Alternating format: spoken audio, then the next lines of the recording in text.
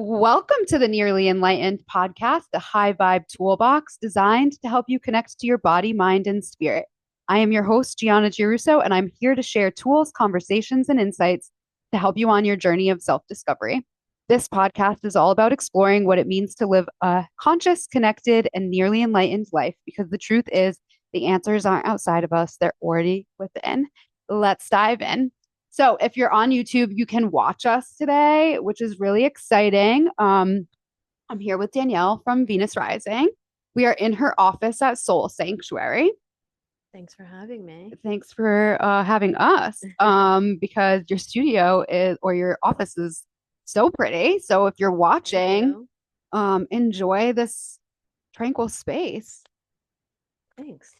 So we've talked since that last episode, I think, but we had an episode when TTPD came out and Taylor dropped a new album. So it's only fitting that we're here to dissect this new album. Exactly. I know. I have mixed emotions and mixed thoughts on I know it, you said that from the beginning. Yeah, I can't wait to get into it. Yeah. So let's just jump right in. I'm gonna get the album up and let's just go through it song by song because I think that's what it deserves. Yeah. First I want to talk about on this past Saturday, I did a Taylor Swift themed yoga class and I had an old playlist in the past, like all of her sing along hits and some of my favorites. And I was just going to throw in a couple of songs from Life of a Showgirl and use that playlist and call it a day. But my intuition was speaking to me on Friday night and it was like, make a playlist that is TTPD versus Life of a Showgirl and let the class theme be like, let life ebb and flow as it does and stay centered. Like, life is going to be good, life is going to be bad, and everything in between. And like, how do you ebb and flow? Right. No, I love that. And so that is what, if you want the playlist, I can link it in the show notes because it's some of my finest work, I have to say. I'll take it. And yeah, it just goes to show like she was in this. I mean, clearly TTPD was like depression bops. Yeah. Like she was going through it. She was going through it. She was going through a breakup. And I don't think it was just even about breakup, but just like life in general. Yeah. And I think people could relate to that because the past 5 years and like obviously now is probably like maximum like depression for people and feeling of hopelessness and there's just a lot going on in the world. So I think that album might have been more relatable for a lot of people. And even people who are like seemingly happy, I don't think they really are truly that happy right now. So this new album being like so perky and just like simple. Is it though? Because I think there are some songs like Ruin the Friendship. Yeah. Is still sad. And a little dark. Yeah, it's a little bit dark. It's about somebody who dies and like seemingly maybe suicide. Right. I think it was a drug overdose. I did see on like TikTok that, some people make it a real career to like deep dive. And I think it's so funny. But for me, I'm like, okay, what am I scrolling through? Because what am I believing and what am I not? And like at the end of the day, it's none of our business unless she wants to tell us. But, right. And it's art. So it's like up for interpretation. And that's, I think, so I wasn't a Taylor Swift fan for so long. And then I was going through it when TTPD came out and it was so relatable that I felt like she was like reading my diary. Yes. Or like reading my journal. Yep. And I think that's why it became so meaningful to me and how I like truly became a fan. And like, it's hard not to because, say what you want about her, but she kind of is like a decent role model, like not glorifying or putting anyone up in this, like I don't believe celebrities should be idolized. Like I believe that is literally a sin. They're like remembering that they're just humans and just like appreciating her for the business mastery and the artistry that she provides, I think is where I'm at. Genius. I think like obviously she has a team, but like the way her mind works, and I love like pattern recognition. So for me, I'm like, how did she come up with this? Because for me, I see like clues later on, especially what I do as a shaman is like I'm looking for pattern recognition between like all dimensions. And so when she comes out with a new album, I'm like, oh my God, the amount of Easter eggs. It's like I like to get to the bottom of things. So for me, I'm always super intrigued of like, okay, how does this connect to this past album? And for me, and I did see someone else was saying this theory, is I do think that each song kind of did also sound like another album of Yeah. hers or like another song. And I'm like, what song is this? And I haven't quite figured it out yet. But they also did sound like she sampled like Yeah, yeah, other yeah. songs. So a part of me is like, was this whole album a dupe? Like to dupe us? And like start like her being sarcastic and basically being like, this is basic pop. It is basic pop, but I, Yeah. as like a former 90s pop girly, like I'm kind of here for it. Yeah. It did take me a couple listens to like it at first glance. Like I woke up at 6 o'clock in the morning on Friday when it came out, and it came out obviously at midnight, but I'd rather wake up early than stay up late. Yeah. So I woke up and I had put a little note in my phone, like, listen to the new album. And I turned it on and I was just like, not here for it. I'm like, maybe it's too early. I don't know. I I got know. in I the remember car. you messaged me and you were like, Yeah, I don't think I like it. And I was like, ooh, I know. But then I I was got in the shocked. car and I was like, all right, this has to be like, I got to be alone in the car. I got to be driving. You know, you have to be going at least 50 miles an hour to really get into a song sometimes. And so I had the windows down and I was like, all right, I can get like on board with these. They are catchy songs. And Catchy. Like you feel like the first time I listened to them, I felt like I already knew the words. Like yeah, I don't know why. It was like very weird experience. exactly. Exactly. I don't know. But I ended up like, I like most of the songs. Some of them I'm like, whatever. My Let's go favorite. through Yeah, them. let's go through them because So I think they're all different, they're all so even though they all different. sound very similar. And um, the Fate of Ophelia. So first song on the album. Um, my initial thoughts on this one was it kind of had a sad, even though it's like poppy and upbeat, it still kind of Yes. has a sad undertone because if you know, like Yeah. um so it comes from Hamlet, Shakespeare play, and Ophelia, one of the main characters. And in the play, Ophelia dies, and it's kind of like, did she commit suicide? Was it Right. an She drowned. accident? Was she drowned? Yeah. And so like, and it leaves it up for interpretation in the play. And I thought it was interesting for her to name a song by this. And like she talks about in the beginning that she could have drowned in her melancholy. And I think it's referencing the time of TTPD of like how she was feeling. Oh yeah, absolutely. But I also think it's like her most poetic song on the album because who really like thinks up these concepts and No, it's so then deep. writes a song about it? I'm like, oh my gosh, like just the way her mind works is very fascinating and interesting. And she did say, because I went to the release party at the movie theater, and she did say what each song was about. And she was saying that she just loves Shakespeare and that he's like still like underrated, and she just loves it and thought, wow. And of course, it probably relates to her on a personal level Yeah, as it does to definitely. all of us. I'm And reading a lyric right now that says, "You dug me out of my grave and saved my heart from the fate of Ophelia." And yeah, it's just talking about like how she was in this deep dark place, and then yep. like not that it's always about a man and like finding love, but she talks about it in a song later in the album about like not believing in marriage, but that was a lie. And I think it's a lie that a lot of women in our generation have told ourselves. Absolutely. And I said it to you and I'll say it again. It's like that fear of rejection. It's like the rejection protection. And everyone's like, I don't think I want this. It's like, well, are you hopeless about it? And you're saying, I don't think I want it because you don't think it will happen? Or are you just like in a place of feeling hopeless? And I think a lot of women are right now because we spend so much time on the internet. We have so many different stories. We have so many different world events going on where there's just this imbalance of power or anger that women have towards men, rightfully so. And we got to figure out a way to process, and we got to figure out a way to release this fear so that we are not perpetuating fear out in the world. And it's like, I love Taylor Swift because I feel like she always comes out with how we're feeling at a collective level, or like kind of what we need.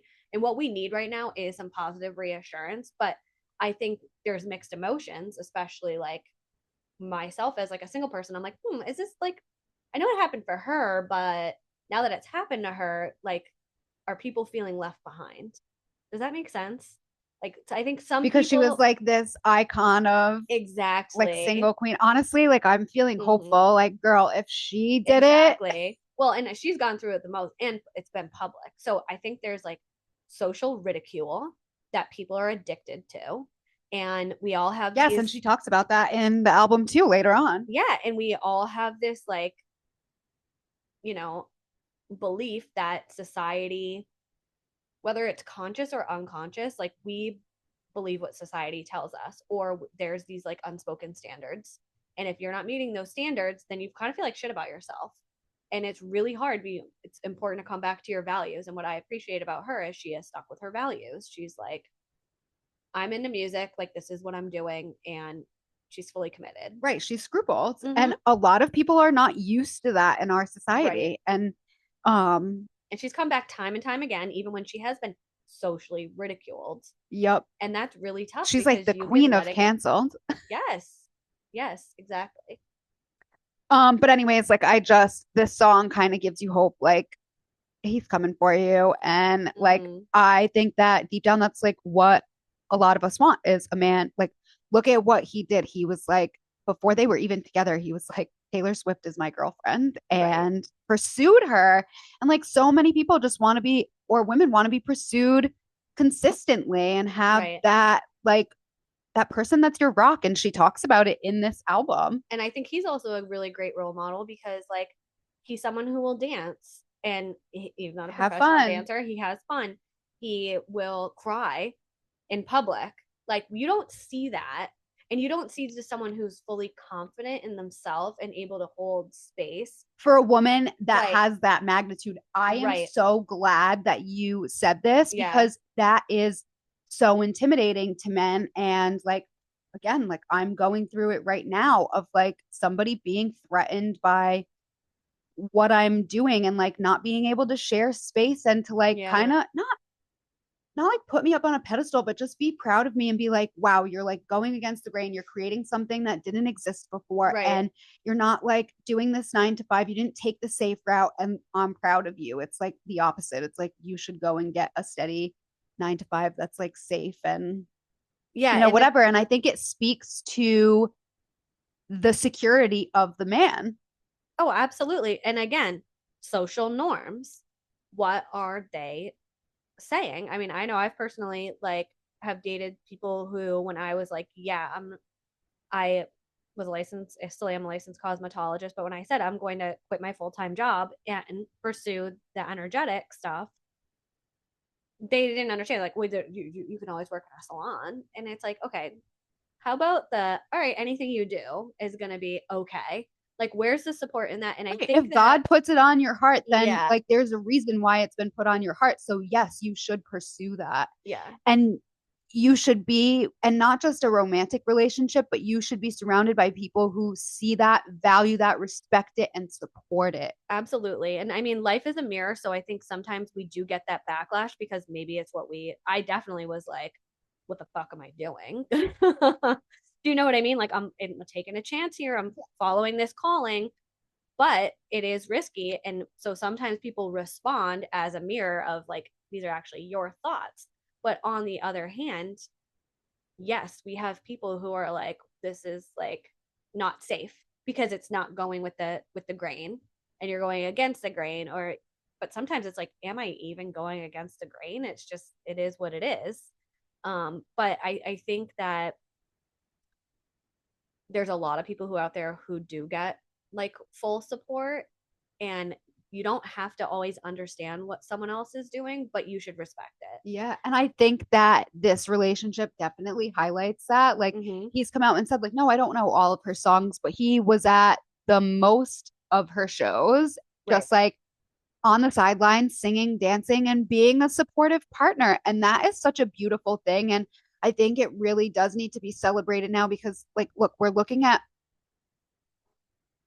marriage, there's no sanctity in it anymore. Everyone's like, Right. oh, well, we'll just get divorced. And divorce Hmm. has become like a common breakup. And it's like, that's not what marriage was meant to be. It is a sacred covenant between two people. And we have really lost sight of that. And I think, another pop culture moment that's happened in the last couple of weeks, Nicole Kidman and Keith Urban breaking up. Right. It's like,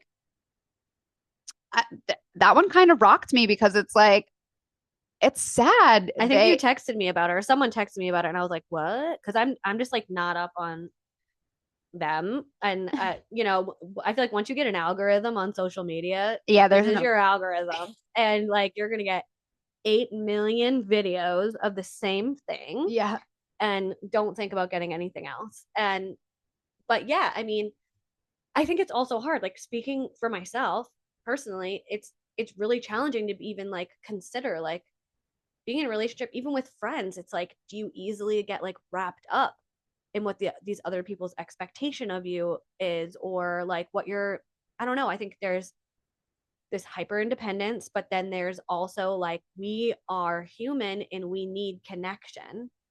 And now we've kind of told ourselves all these stories like I'm better off without this person.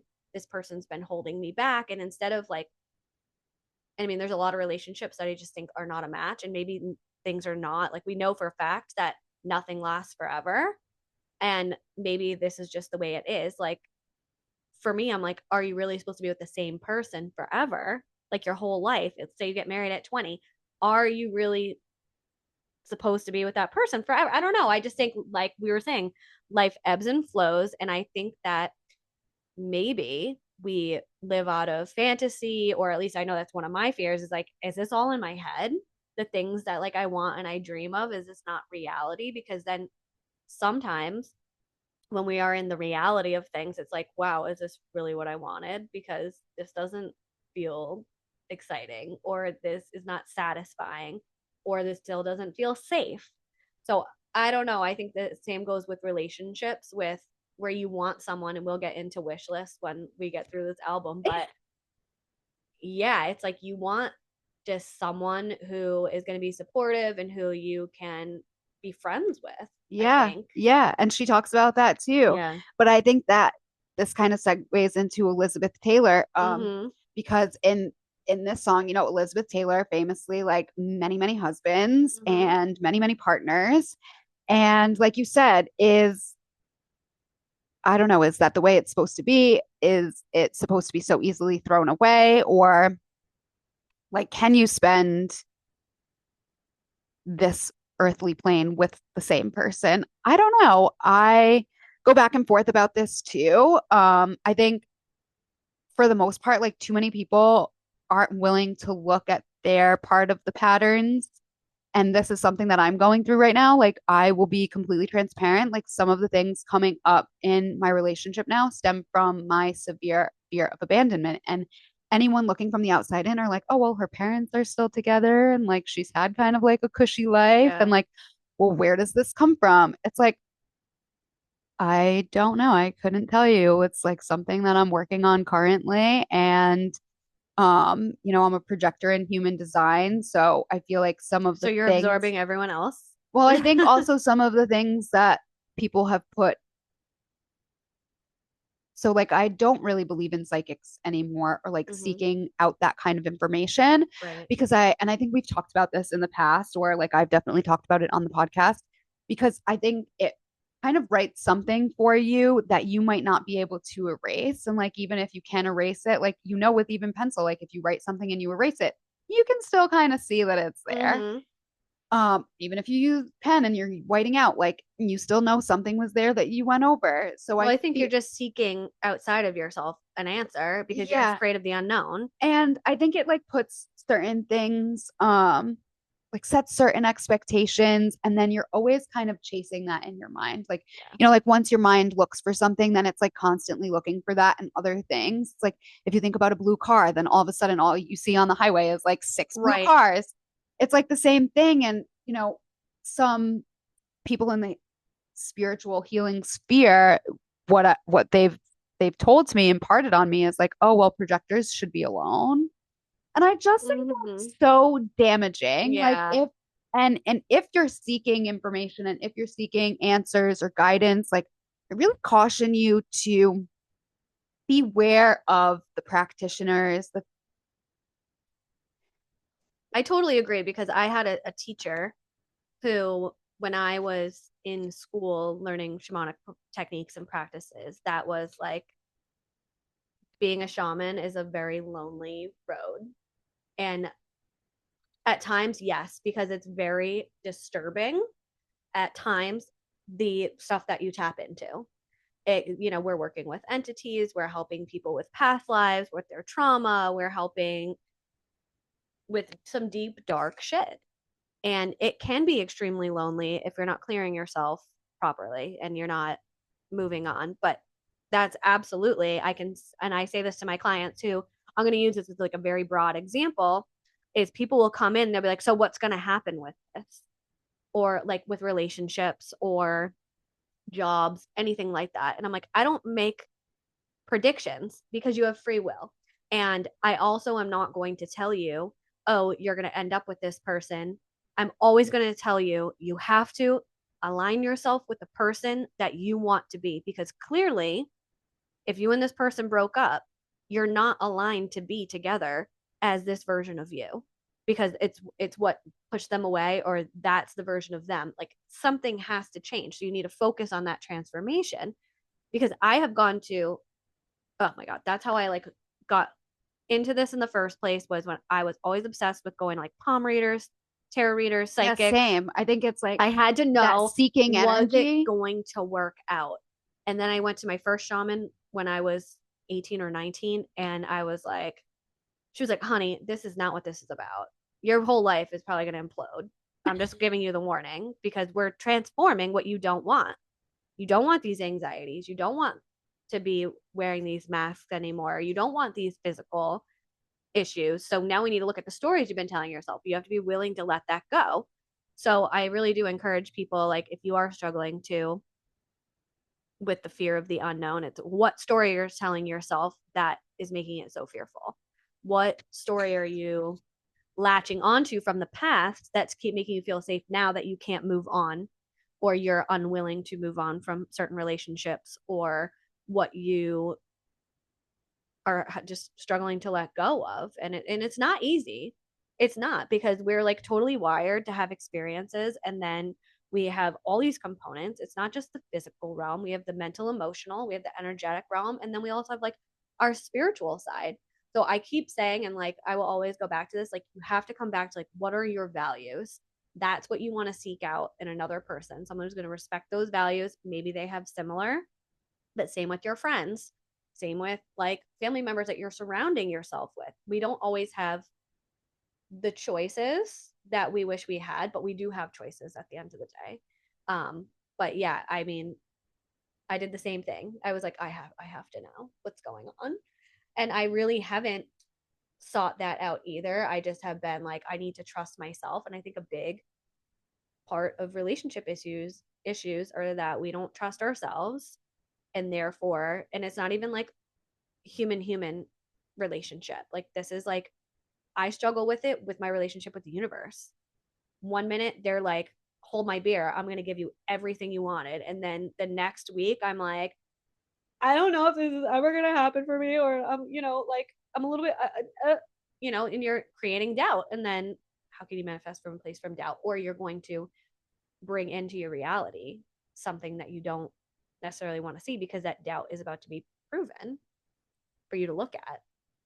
So yeah, it's a challenge. It Being a is. human is a challenge. I'm Yes. not going to discount it. I have my own struggles mentally, physically, emotionally, just like everybody else. Well, I think it's like what you were saying too, like we're all going through it kind of like personally and in our like little spheres. And Mm-hmm. then when you look out nationally and globally, like It's a shit show. it is a dumpster fire. Yeah. And this is a phrase that I keep using quite frequently lately. And it's like this is all human created. And for me, like I just use different language, it goes back to God and free Mm-hmm. choice. And it's like the evil and the shitty things on this planet are not of God, of not of the universe, whatever you want Mm-hmm. word you want to use to describe it. It's literally of poor human choice. Mm-hmm. And like I think it's really kind of sad. And I think the older I get, the more I'm seeing that like it's literally just adults are just like hurt 8-year-olds running around the world, 100%. just like continuing to hurt other people. And it's just like, I don't know, stop it. I It's know. getting exhausting. I know. And we are, the reality is like we are under the same collective consciousness, even though I think there is like a split happening. There's like so much energetically going on that there is so much chaos that I think we're all living in some sort of fight or flight. And it's really difficult to regulate that. And so the most important thing is getting your nervous system as regulated as possible, spending time with yourself. Um, I listen to Lee Harris and like his energy updates monthly. And if you've never heard of him, check out his energy updates. But he was suggesting even if you like read a book, spend 15 minutes with yourself, especially this month of October, because it just helps you reconnect to your inner self and your like it's almost like brings you into a meditative state where you can relax and calm. And I, for one, am totally addicted to fight or flight. If I am in the middle of the day, if I'm not going to bed or I'm not like getting a massage or something, then I'm like, whoa, am I going to fall asleep? Am I like completely disassociating because I don't feel ramped up?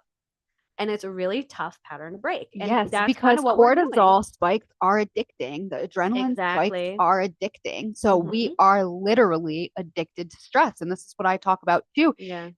is nervous system regulation. You know, my classes on a lot of my classes now are slower based and they're based on nervous system regulation. Like we're doing slow rhythmic movements, we're Mm-hmm. working with the breath, we're taking like little mini shavasanas. So you're really meditating throughout the class. And we're working on nervous system regulation. And that class was really born out of my own need for nervous system regulation because I was teaching like Yeah. a million power yoga classes. And yes, yoga is a tool to help regulate your nervous system, but if you are constantly doing a hit style power yoga class, like Mm-hmm. you're actually ramping your nervous system up. And typically, I see that those are the people who can't meditate, who Right. can't relax, who like can't even sit still for 3 minutes in shavasana. And I think it's interesting to look at, can you sit and be quiet and be alone with yourself and nurture your nervous system? Yeah, Or it's are you uncomfortable. addicted to that fight or flight state? And we've kind of like deviated now.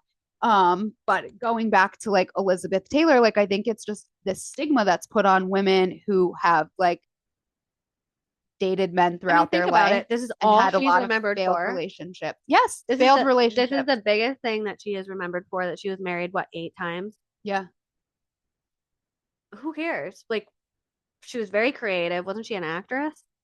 Yeah, Like, think about actress, all, like, model. she was so successful with all, like, business. And I mean, I guess her relationships kind of reflect, like, she was an entrepreneur. She was doing all these different things, modeling, acting. At the end of the day, like, she's her own business and it's her name that is famous and not necessarily like the things that she did. And I think that's so probably relatable for Taylor because at the Yeah. end of the day, Taylor Swift is a business. Yes, she is also a human, but she is a business. And I was telling you that I didn't know how it sat with me, but it's like good for her. But I think that there's just so much pressure and distrust with like the wealth gap right now that there's a lot of divide of like no one should be a billionaire or that. And it's like, Well, now for we one have thing, she people. earned it. We Well, all bought her shit, and that's how she became a I billionaire. feel like billionaires are going to be the new millionaires because now we're on the verge of having Right, trillionaires. trillionaires Yeah, like Jeff exactly. Bezos and Elon Musk. I think Elon Musk is going to be the first person to do it. It's the Yeah. last thing I saw about it, but I haven't like looked any further into it. But that's it's like what you're saying. It's like, oh, being a Mm-hmm. millionaire used to be the standard before of like comfort and wealth. And now like being like this is crazy, but being a millionaire is like average. Exactly. There's so many. But I do think that for like, let's call it like the middle class or whatever, that it's not sitting well with us because Taylor used to have much more struggles and like before she was like a billionaire, even though like she earned it, she performed for Girl's been 3 hours working a since night. she was like 13 years old. Exactly. Like, But people are like kind of up in arms. And I thought see, this I was, haven't seen this, so I it's thought an this was interesting good take. marketing. But from my understanding, she has like a bunch of songs that she did acoustic, but she did like 5 variations of the album. So I think to get all of the acoustic songs, you had to buy the different albums to have the complete collection. I think the vinyls too all had like different covers or something like Yes, they that. did. So I'm like, uh, it was Is she just taking a advantage or is it brilliant marketing? right. And I think it's a little bit, I think it's both. I think that I don't think she would consciously take advantage. I think she is just doing it because she can. But now it's becoming less relatable. And I think when she got engaged, we were all like, oh my God, there's hope. And now it's like she's reached the peak of the mountain.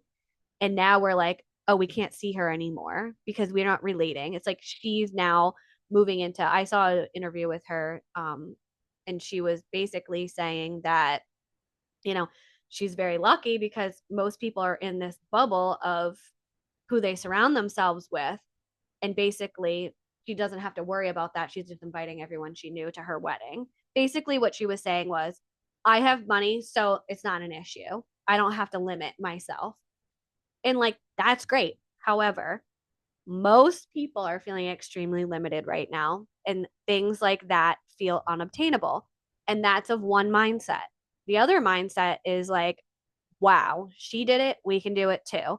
Like, what a feeling that you don't have to worry about limiting yourself. What a feeling that you can invite anybody you want to your wedding, that you can have it anywhere you want.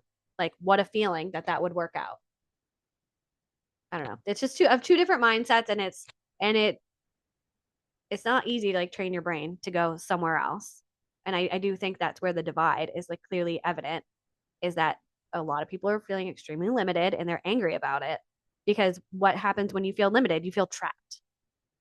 And even though, like for me personally, like I've still been shown like you don't need money to get what you want from the universe, but is it still satisfying? And Hell that, yeah. This is right, something we've talked about before. Like, you exactly, can't do anything without money. You can't change the world without right. money. You can't help out a Mm-hmm. friend or a neighbor without it. Like, I have, so speaking of lovers past, this is actually kind of funny, but lovers past, somebody used to say to me, money is just green coupons that buy comfort. And Right. that's something that's like kind of stuck with me because as a healer, it's a very complicated relationship with money, right? Like you think you Yes. should be of service and you want to just like help the world. But like, at what At, point do you take like a vow of poverty for that? Like, we're right, not nuns. right, right. And we still need to like we can't take care of others unless we're taken care of. And Right. going back to centuries past, spiritual leaders were taken care of by the community Mm-hmm. and they might not have been wealthy or millionaires, billionaires, whatever, but they were taken care of. Right. And we were just talking about this. I think it comes back down to what are your values? Like, for me, leaving a full time like career behind the chair, making 6 figures is like, okay, well, I value my relationship with my family and I want to be there. I want to be the one who can take the day off without having to worry about canceling 12 people who are going to be mad because they're on a also on a timeline. Like, you couldn't even take, I didn't even feel like I could really take a day off to go to the doctor because it would have completely messed up my schedule Yeah. anyway. And so that was obviously a world I created for myself, and that may not necessarily be true if I were to do it again. But my value was in being there for my family. and being close to them and being able to take care of my nieces. I know you take care of your niece too. Yeah. It's like And this is I want something to I be the can one. definitely relate to because I have lived far away from family in the past, like almost Hmm. 3,000 miles away. So if something was going down here, like it took me a minute to be able to get on a plane and to travel literally Yeah. across the country. And then got brought back to here to Rhode Island. And now my pattern of running is it's rearing its ugly head and I am Yeah. feeling that need. I keep saying this to friends and I don't think I've said this on the podcast and it's kind of dark, but like I'm in a place right now where I want to fake my death and run away and like No, start over and like yeah. be a witch in the forest and just like literally be alone. Like that's kind of where I am right now because I do feel like this Hmm. hopelessness that I think was so relatable in TTPD and like I love this album Life of a Showgirl because it's like everything I aspire for, like Right. to be taken care of, to have a successful business, Hmm. to have a person you can count on. And I think Taylor like has a lovely family and Yeah. like same. So like I love being around for my family. I can't picture leaving my niece, but like I am Right. having these moments of like, wow, I could fake my death and run away and like Hmm. just be done with all of this. Yeah, because it feels easier It does. than actually trying to figure out how to live. But I think it also comes back to like I've even realized this a lot about myself is like we wrap ourselves so tightly up in our self-worth based on money. What are we earning? And so I think especially people in service, if you're not busting your ass and like over giving and like working 12-hour days back to back clients, then we feel like what how did we earn this? And I think it's really difficult. And then but then we're like, well, we need money to live. And then you get it and you're like, but life's more expensive, so I think I need more. And then it's just this vicious cycle of self-worth and like, do I deserve this? And it's also like as a service provider, like what's the cap? There's like I've seen like there's just so many splits. And I even saw like a and I think it's reflective of like how some people are feeling about Taylor's album and like people being pissed off that she's a billionaire. And then I saw a video on TikTok of this girl complaining about hairdressers who are complaining about not being busy because they charge too much. And it's like I know the product's not that expensive. It's like if you're sitting with someone for 3 hours, this It's your is time. it's Like, the what is time, your it's time the worth? And your education. I go back right. to this with yoga all the time. Yoga teachers are paid shit. And Mm-hmm. one of the things that, like, one of my first mentors in the sphere said was like, oh, well, you have to have something else because you can't make money Mm, being a yoga teacher. And I just think that is unacceptable. It's right. unacceptable, especially when certifications cost a minimum like Of a fee. thousands. Yeah, I paid 2,500 I paid minimum. $9,000 to go to school to take a class to become a shamanic practitioner that took 1 year. And it was priced they basically priced it like it would be like a college credit, Yeah. which is totally understandable. Yes. And I have years. I mean, I probably spent another 7,000 on one-on-one.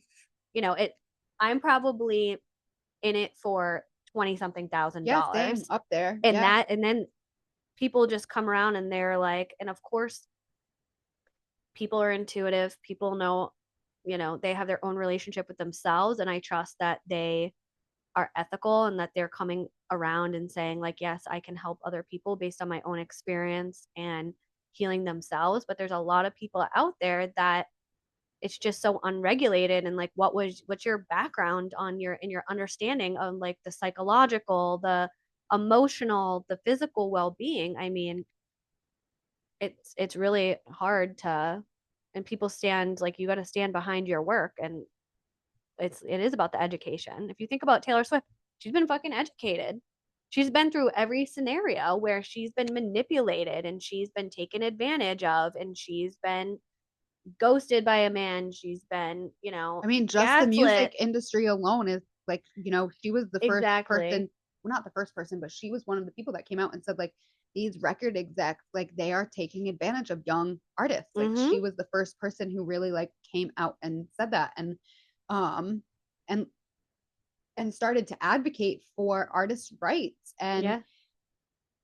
yeah, like I don't know, that's why a lot of these artists like have to tour as much as they do, because that's the only way that Right. And they make even when money. they're on tour, they're not really making that much money. Depending. It's like you have to sell out a certain amount of tickets, I think, to Yeah, even make yeah. money. I think you basically have to pay to rent the venue. And if you And it's don't make not that just money back, it's music your loss. artists too, it's also like Comedians. comedians. Yes. Yeah, Yep. yeah. I know. I mean, the whole world is like, it's really I think a we're in a fucking huge money grab. recalibration Yeah. period though. And I saw like a snippet of a video, like a reel this morning, talking about like the full moon eclipse today and like what it means. And like, yeah, October is going to be kind of like buckle up. And Yeah. we're in an ending year. We're in a year number 9. So this is like a true culmination of like burying the old energy so that we can kind of be rebirthed into this new era. And the like solar storms that started 2 years Oh my ago gosh. Yeah. have everything to do with it. And the sun is like literally, like its frequency is literally like kind of expanding out to support the awakening of consciousness right now. It's literally 20 degrees warmer than the average today. Like I know. Yesterday temperature I was on the wise, beach. It was 80 degrees out. It's October. it's It's gonna be New 80. England. Yes, I know. It's so weird. I know. But I mean, I also love warm weather. I know. But I Same. think it's, I loved being on the beach. It was but the I do best. think it's confusing to the natural cycle of life. Yeah. And we're supposed to be in a time of death. And at the same time that things are dying off, like the leaves, there's like the harvest, like the end of the vegetables that we've been growing in our gardens and reaping that harvest and picking and digging up and the abundance that has been brought, but And all at also once. squirreling away for winter. Right. Like ancestrally, our ancestors were preparing to survive the Right. winter. Literally. I've sort of been doing the same. Like I've definitely been like accumulating things that like make me feel cozy at home. Like yesterday I finally repotted a plant I had not repotted in like 15 years, sadly, but I was like, all right, it's time. It needs a little And it love. felt so good. I was like, oh, all right, now I have like an extra plant in my living room. It's like one small thing that feels so cozy. And, but I was totally judging myself. Like, why am I sitting in the house? It's 80 degrees out. But like, we're all preparing for that inner winter where we're purging right now and we're going through the grief of the purge. We're releasing, there's a lot of shadows coming up. There's a lot of societal norms that are coming up and making us feel like we were in an illusion, that we were like basically robbed of what we thought and we believed. And it's a harsh reality. I think sometimes we've all accumulated this fear of like um what am I trying to say? We accumulated this like fear of a facade. Like, is this even real Interesting that life? you And say it's the that. same with relationships. So Yeah. I wonder, and No, even though there. Taylor hasn't said this, but like, what's her thought process in the back of her mind of like, is this going to fall apart? Because I think we Yes. all have this fear of Like impending the other doom. shoe is gonna drop. Yes. Yes. So I'm also glad that you brought this up, because this is something that I have been experiencing as well, as somebody very close to me who I love and respect, who like I'm seeing now might not love and respect me, and has been accusing me of like everything you do down to your career is a facade to make people think that you're a good person. This Yeah. is something that's been said Right. to me very, very recently. Yeah. And it Was hurtful for number one. it's hurtful. Yep, absolutely. Is it a mirror?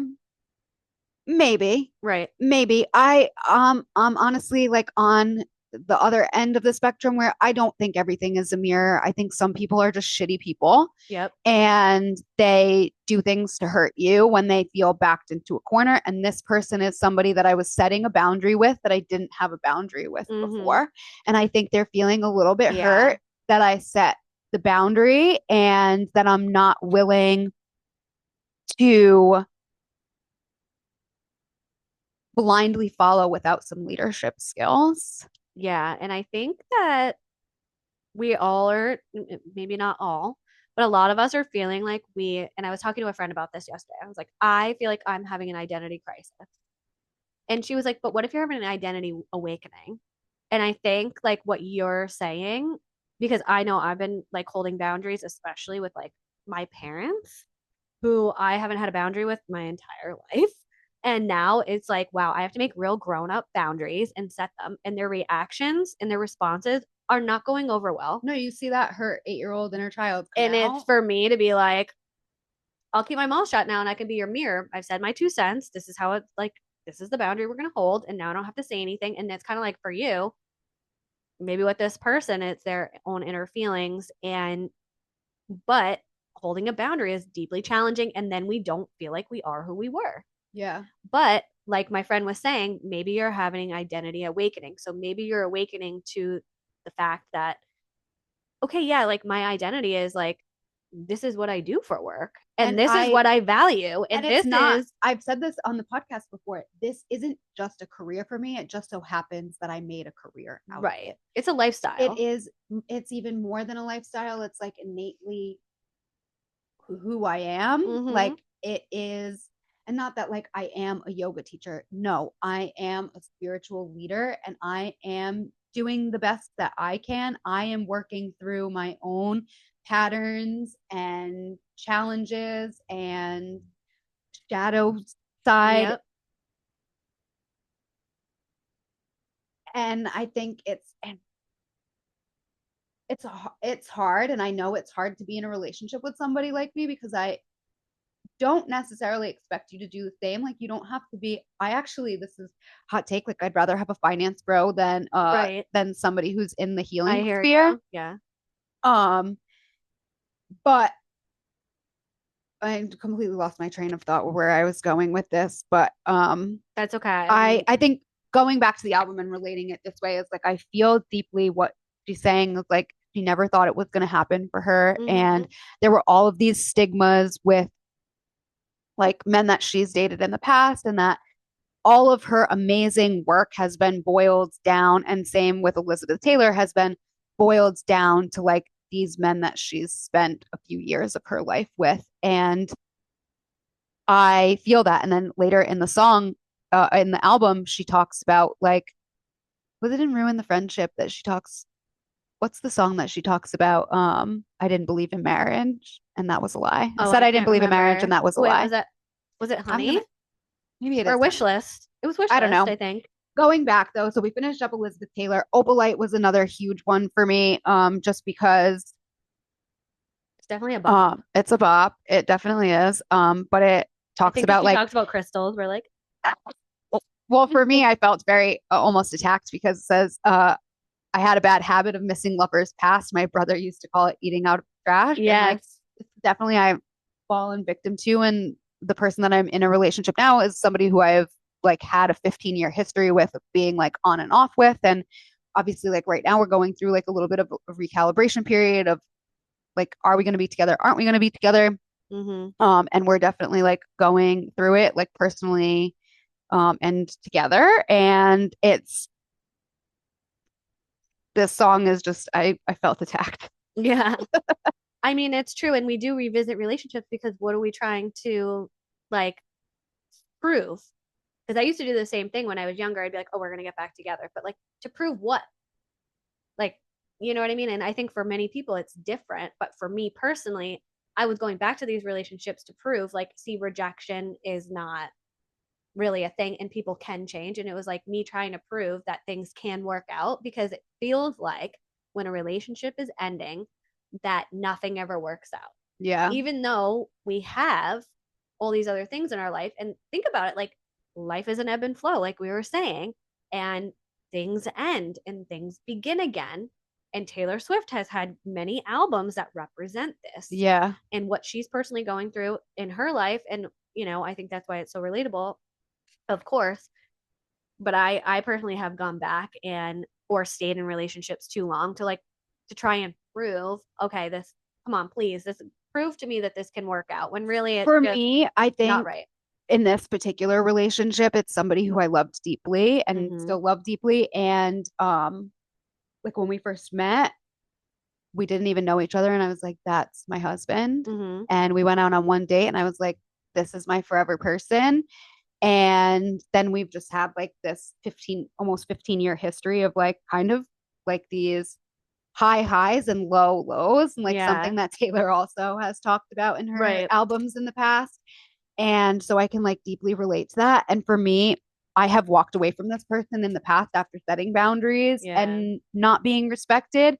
And I think this time I really wanted to be like, I can stay and I will stay and I will show you that I can stay. And I think that I have been taken advantage a little bit of because of having that stance and that thought around it. And, I am 34 and I have been scared to say before that, yes, like what she says in wish list, like I want the house, I want the kids, I want like that nice little quiet life where Right. like we fall away from the world and we create this like little family. And I've always been scared to say that because of the way that I think that I was patterned and programmed through our generation of like this boss, you have to be this boss ass bitch and you have to Mm-hmm. like chase the career Which we and talked about in Eldest Daughter. yes. And that's something that hits home for me too. Like, I'm like technically not the eldest daughter because I have half siblings. Right. But I do have a lot of like eldest daughter energy of like, I was the one to go out and forge the path, and my brother and sister kind of like lived a little bit more safe. And I was always the one to like go out explore. Like I've lived all over the country and whatever, whatever. But yeah, that was another song that kind of like hit home for me. This album has, even though it's like seemingly a happy album, it made me cry so many times. And Wish Mm. List is definitely one of those. I know we kind of like skipped around a little bit. Actually, romantic is something that I think we can relate Yeah. to too. Like I have a woman in my life right now that I am trying to build a friendship with because seemingly we are going to be in each other's lives for a long Right. time. And she has just been so nasty and mean to me. And I kind of like this way that Taylor looks at it. It's like, oh, you actually love me. You're Right. actually Exactly. obsessed with me. Exactly. You actually want what I have. Mm-hmm. And so yeah, this album is deeply personal to me. So the back end of this is like I want that so bad. Like I Right. want to meet, and not that like I'm looking at it like, oh, I have to be like Travis and Taylor. It's like no, it's No. the representation of what the union is. And like maybe it's not, maybe they fall apart in 3 years, 2 years, Right. 2 months, maybe they never get married at all. But I just think like undoing a lot of my own patterns and knowing that there can be like a beautiful symbiotic relationship Yeah. that's like meant to nurture you, protect, and be a force where you come together and you're really both in your divine masculine and divine feminine, and you kind of rewire these patterns. Because I think the way that we help to heal the world is to raise families. And Mm-hmm. like both of us, we're very involved aunties, and I think Right. even that kind of job is important, Yeah.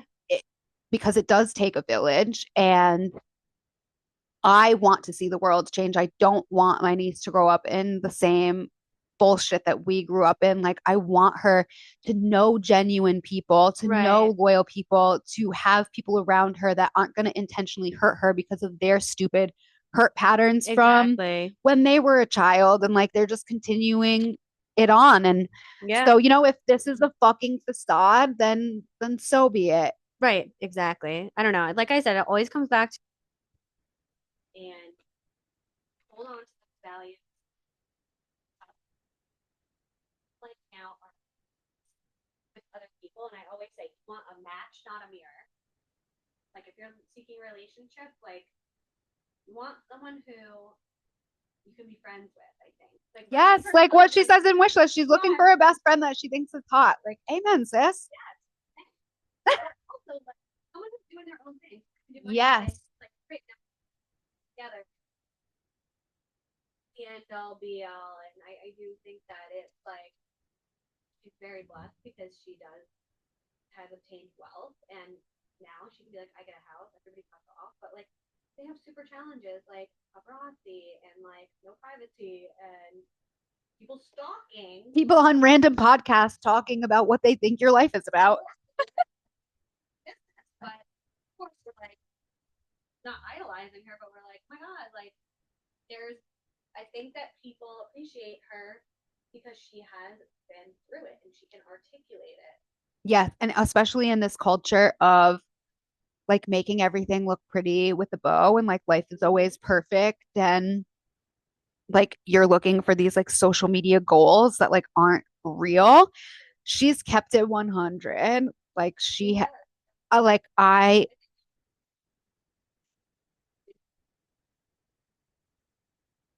It those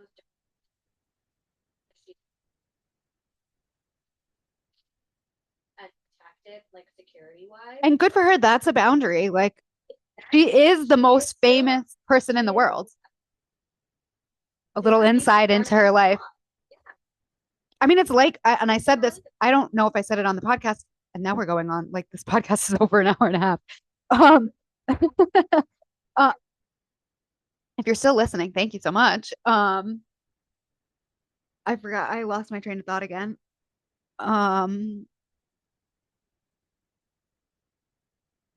oh, I said it about TTPD. It's like I felt like I was reading my own diary at the time. Like I felt like it was just so real. Like talking about going through a breakup that you never saw coming and yeah, like I've talked about it candidly on this podcast and so I get it. And so seeing this other side, it kind of like sprung hope with me and I was like, "Oh, this is going to be my manifestation tool that I'm going to use to like she obviously did it. I'm going to do it."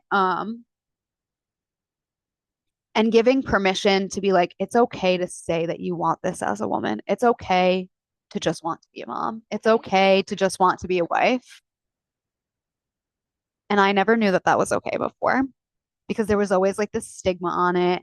My mom was a stay-at-home mom and like I saw the stigma around it where it like wasn't valued, but it is the most important work and I've said that on this podcast before and I do believe that. So I think that seeing like the most famous person in the world, one of the biggest women business women of our time say like she just wants the house on the corner with the kids and the husband and the pretty family. Like, I just think it just gives like the ultimate permission for women like me who have been, I'm going to use the word brainwashed. And I know that's like a very powerful word to use, but have been brainwashed to see that as a lesser than.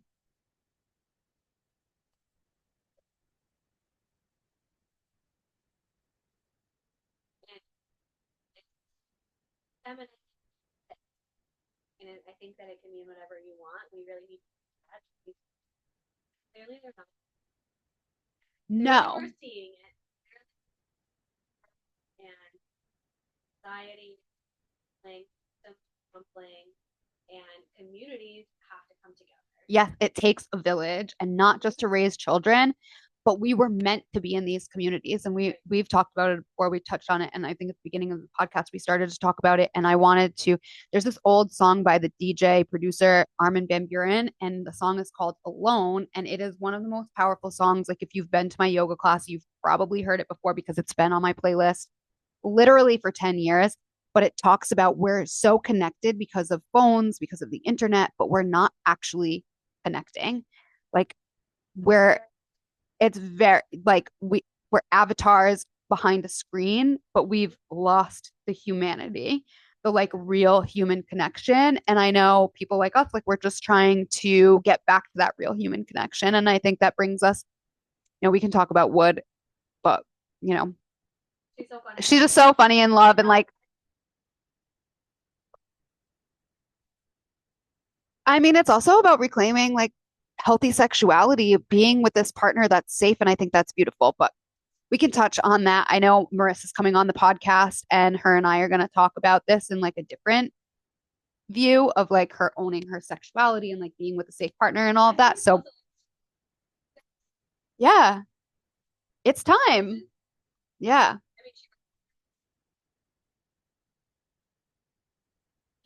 Yeah.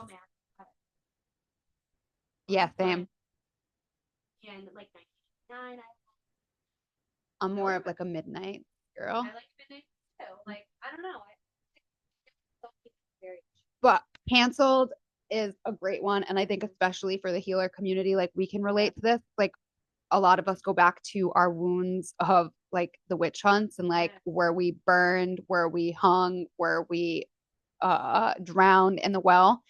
Um, and a lot of those wounds come up for healers when they're in this space. And I think canceled is a beautiful, like we can correlate them. Like she's talking about it in a different way, but like stepping out of this fear of being canceled because like everyone is going to be. I'm sure that as this podcast is creeping up in numbers every single week, like I'm sure the more people that listen, the more scrutiny I'm inviting in. And yeah, I mean, I can even think about times in my life where I've been canceled. Like 2020 was a huge cancellation for me.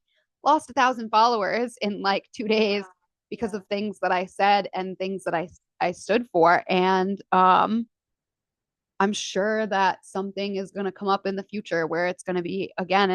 And you know, I yep, yep. And like I don't know one person in the healing sphere who hasn't felt this energy at some point in their journey.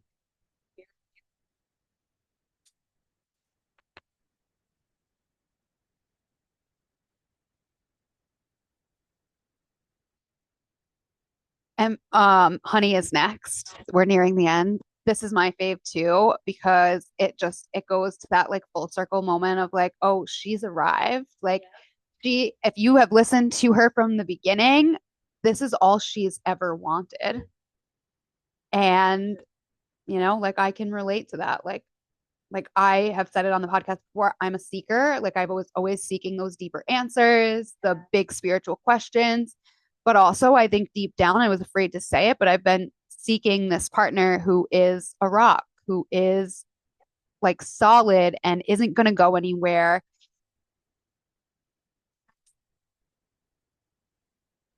who's just supportive and loving. Like say this to my partner all the time. Like, I'm not asking for a lot. I'm literally asking for communication and honesty. Like, that's really all that I need from you.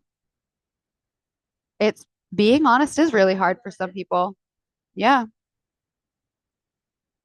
Tell the truth.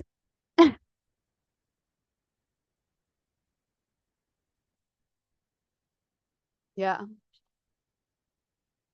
it's unfortunate. We all have our own thing, and it's not one person patterning is not better or worse than another. At the end of the day, we all are uncomfortable with certain emotions. We're uncomfortable with certain things, and we're having different experiences, but we do experience the same emotion.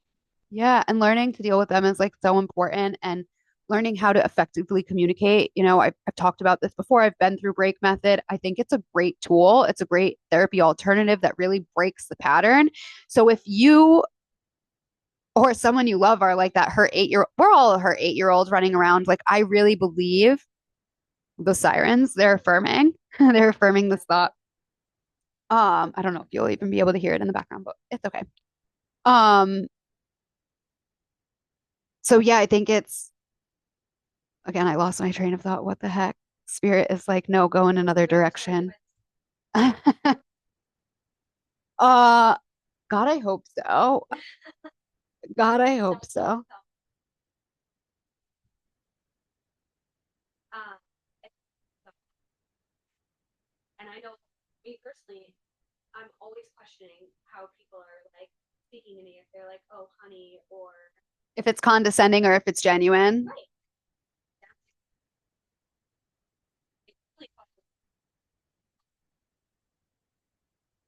you by your first name. Like, let's say your boyfriend called you babe all the time, and all of a sudden he's like Gianna. You're like, Am I in trouble? am I in trouble? And the same goes like, especially I think that calls you that Sweetheart. Oh, that's like, sweetheart. see, my biggest pet peeve is when women do it, when they're like, love, Couple beautiful. restaurants,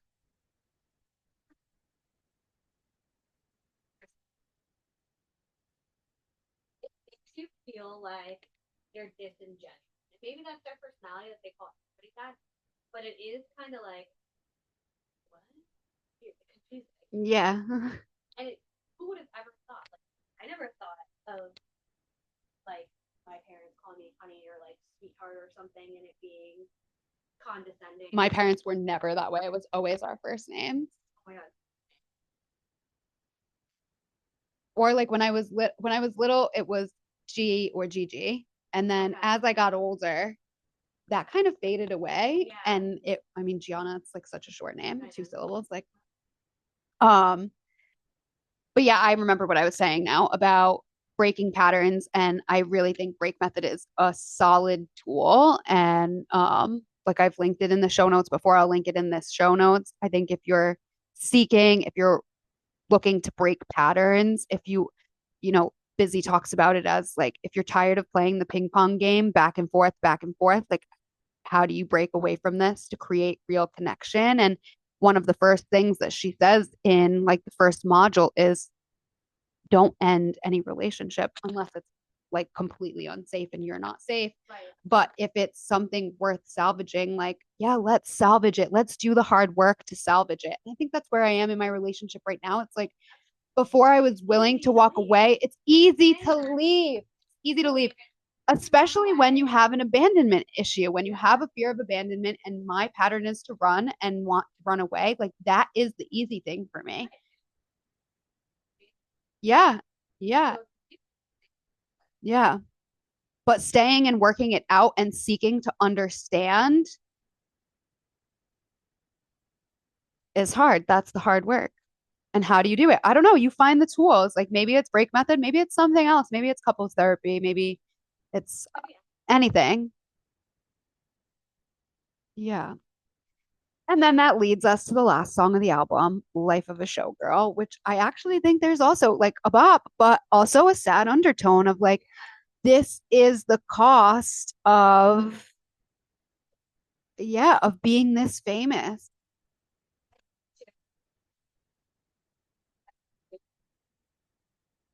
Oh, I love that. And it's like people were questioning like, is she gonna go away for a while now? And she might, but she talks about like she's married to the hustle now and that show business. Like she knows the life of a showgirl now.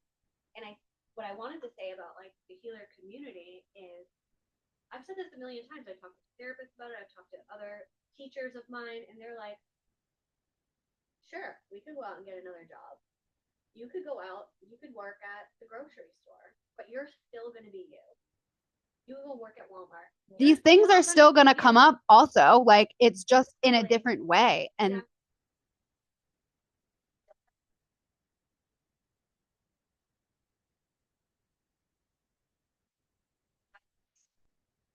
come up because that is you to the core. Just like if I went to a work at Walmart, I'd still be transmuting energy.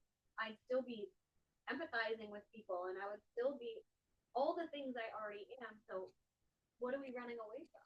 Like you're just not gonna do it. You're gonna endure, and you're gonna keep moving, and you're going to keep living the show, or keep living in this show that we, subscribe to when we came to Earth. I don't know why we all did that, but many theories, many theories on this podcast. But I really think it just boils down with being able to like love and tolerate. And God gave us free choice so that He knew that we would make the choice to choose good.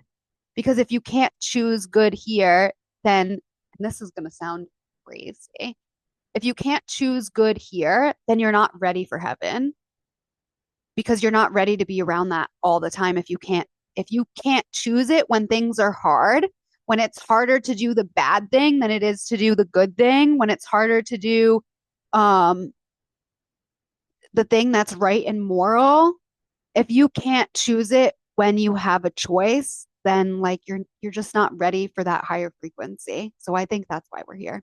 We're preparing ourselves for that higher frequency and we're gonna keep coming back and trying until we can come back and hit that higher frequency by choice.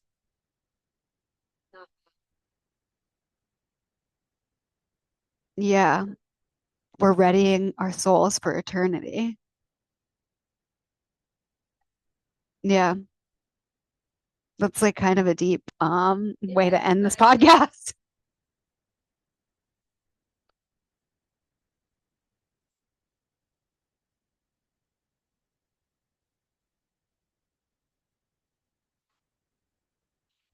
Her worst album ever. She's a billionaire now. She shouldn't be any of these things. And or you can look at it and be like, wow, she got what she wanted. She's trying something new, and good for her. And she's doing the work. Like she talks about it in this album. She's been hurt by proteges, like seemingly maybe Olivia Rodrigo. She throws like the ultimate dig in that song, which I think is fucking awesome. Um, but yeah, it hasn't like she's been cut by people and she's also owned up to cutting people. And I think that is so relatable. We've all even like we've all done it. That's why, this isn't a facade. I'm not perfect. I'm still not perfect, even though I'm on this path. Like I still make mistakes. I'm, I seek, I'm actively seeking God right now in a very real way that I have never done before. I've been, like I'm an avid reader. And even though I've been reading like my fiction, nonfiction, all of those fun books, I have been ending my night every night with reading the Bible because I think that there's some deep spiritual insight there. And I've talked about this on the podcast before of like looking at the Bible instead of through Catholic Christian eyes, looking at the Bible through new eyes, like a spiritual lens. And so I'm ending my nights with this energy, this higher frequency because I am on the path of like seeking this higher frequency. So I'm not perfect. We're all sinners. We're all here trying our best with the information and tools that we have at this moment. And I'm actively seeking tools right now of support. So, I mean, if it is, yes.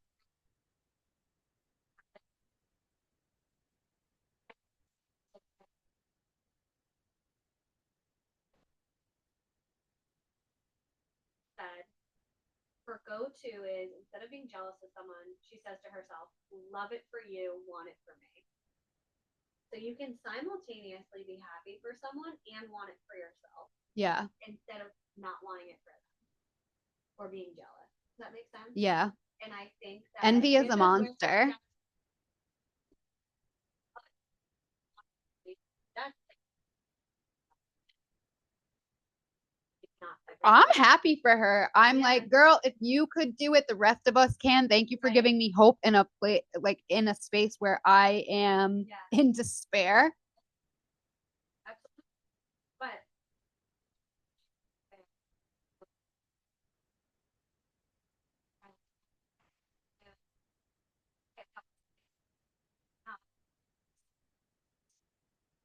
what story are you telling yourself that it's not going to work out?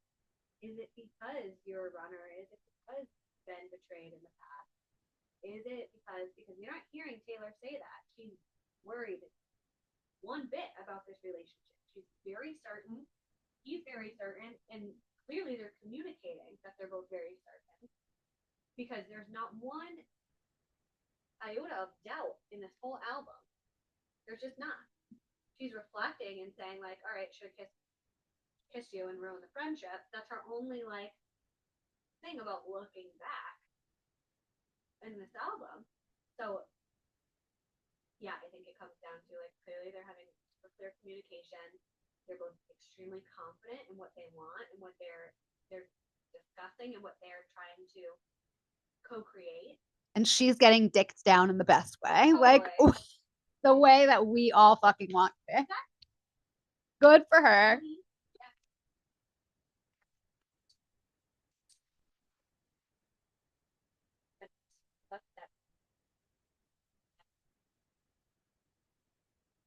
we've had to simultaneously like wear the pant, be expected to wear the pants and portray this masculine energy while also being like feminine and soft. It's like fuck that shit. Like I am ready to be in, put me in my full soft girl era, and I think that's where she is at right now, where she can like kind of let her guard down a little bit. And like, safety has been a huge thing for her. She has like a crazy team and like security team, and it's been, so I think since like the Charlie Kirk thing, I think that personally that scared her a little bit because she is also a polarizing figure in a different way.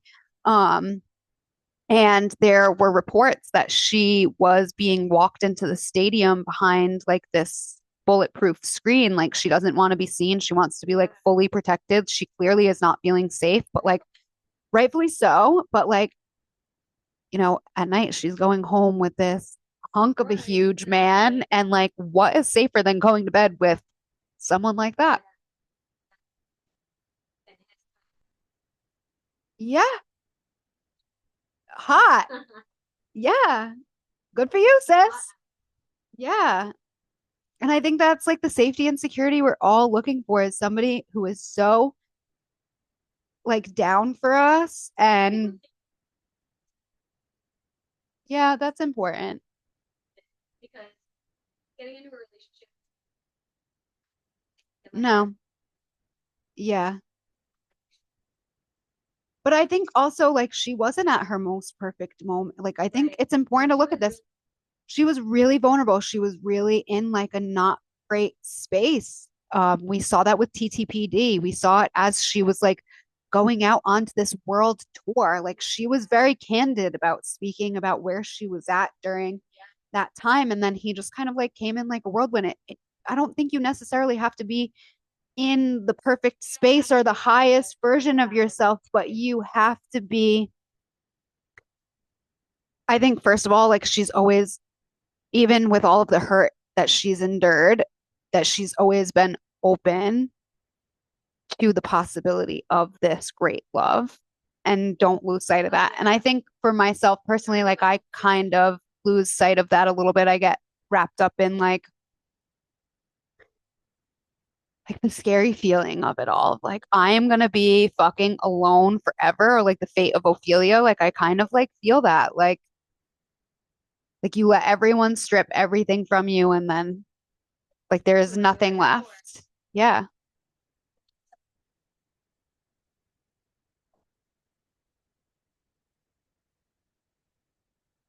No, I agree. Right.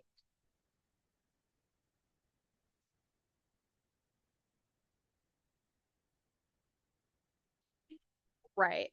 Because we're seeing the highlight reel. But that's just life. Yeah. And yeah. You have to be willing to like work through those conflicts and And it's how to respond. yeah. I'm sure that's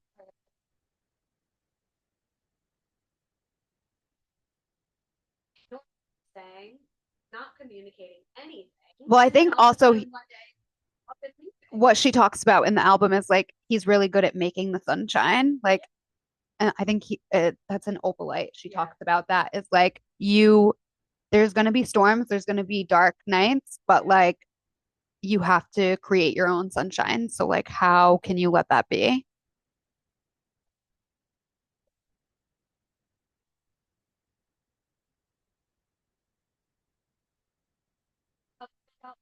Sourdough. I know I love that relatable queen. I've talked about that before too.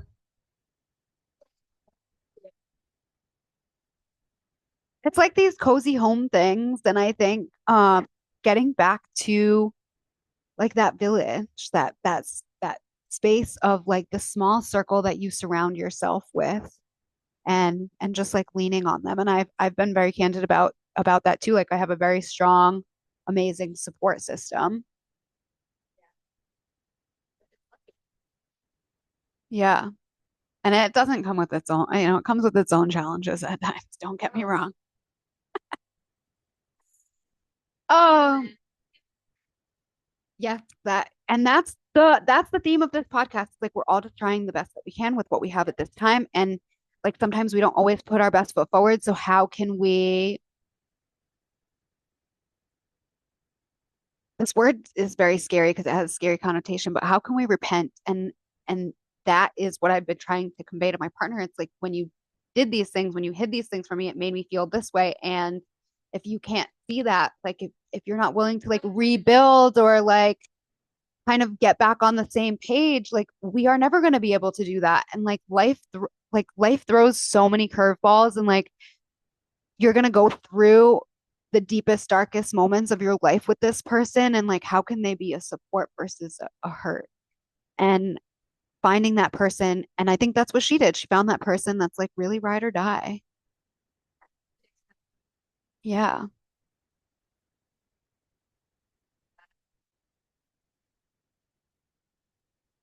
Yeah. And she's getting back like I know that feeling of like putting all of this love out and like feeling like you're not getting it back. And now it's like she's finally found somebody that can reciprocate that. So I'm happy for her. I hope, I honestly, if that's what you want for your life, I hope you find that. Some people are better like alone and they don't want to be in a relationship, and that's fine. But I do. So I hope I find that in somebody. If God put it on your heart, there's a reason for it.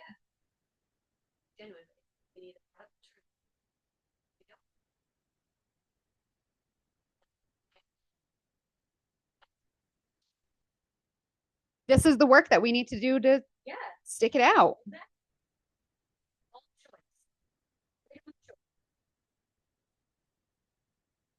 I think that's a good spot to end now that this podcast is going to be like 3 hours long. No, we'll just throw it all out there. Thank you so much for tuning into today's episode of the Nearly Enlightened podcast. If this conversation resonated with you, I would love it if you shared it, left a review, or if you want to reach out and chat more about it. And if you're looking for more ways to deepen your connection to body, mind, and spirit, check out my Meditate to Elevate, my guided meditation portal, or visit nearlyenlightened.com for more resources. Until next time, stay curious, stay connected, and remember the answers already lie within. See you next time.